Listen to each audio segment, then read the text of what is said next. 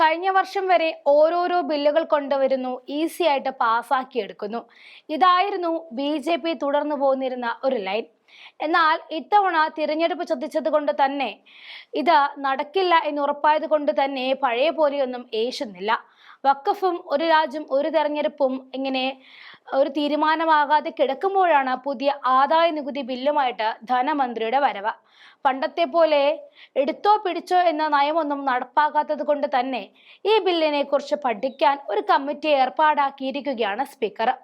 2025 പുതിയ ആദായ നികുതി ബില്ല് പരിശോധിക്കുന്നതിനായിട്ട് ലോക്സഭാ സ്പീക്കർ ഓം ബിർള ഒരു സെലക്ട് കമ്മിറ്റി രൂപീകരിച്ചു എന്നതാണ് ചർച്ചാ വിഷയം.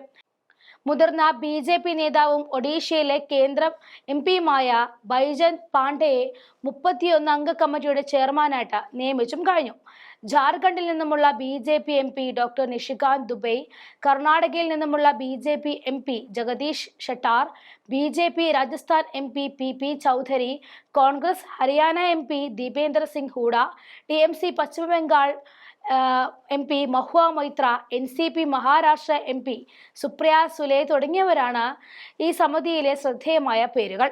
ഫെബ്രുവരി 13 കേന്ദ്ര ധനമന്ത്രി നിർമ്മല സീതാരാമൻ ലോക്സഭയിൽ ആദായ നികുതി ബിൽ 2025 അവതരിപ്പിക്കുകയും കൂടുതൽ പരിശോധനയ്ക്ക് വേണ്ടിയിട്ട് സെലക്ട് കമ്മിറ്റിക്ക് വിടണമെന്ന് സ്പീക്കർ ഓം ബിർള നിർദ്ദേശിക്കുകയും ചെയ്തു.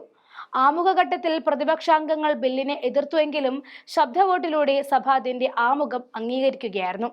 സീതാരാമന്റെ അഭ്യർത്ഥനയെ തുടർന്ന് സ്പീക്കർ ബിർള സെലക്ട് കമ്മിറ്റിയെ നിയമിച്ചു. അടുത്ത സമ്മേളനത്തിന്റെ ആദ്യ ദിവസത്തോടെ റിപ്പോർട്ട് സമർപ്പിക്കുമെന്നും പ്രതീക്ഷിക്കുന്നു. പുതിയ ആദായ നികുതി ബില്ലിലെ ചില പ്രധാന കാര്യങ്ങൾ ഇതാ.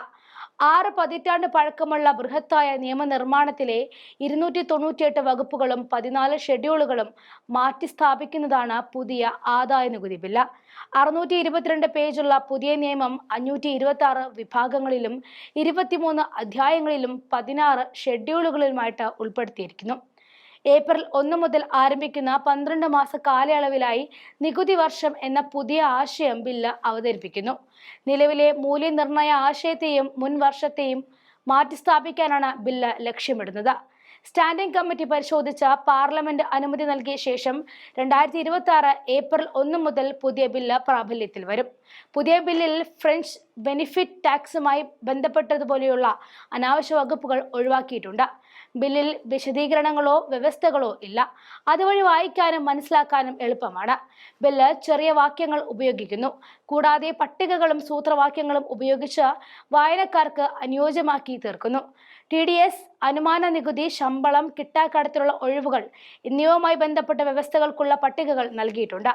നികുതിദായകരുടെ അവകാശങ്ങളും കടമകളും വ്യക്തമാക്കുന്ന ബില്ലിൽ നികുതിദായകരുടെ ചാർട്ടർ ഉൾപ്പെടുത്തിയിട്ടുണ്ട്.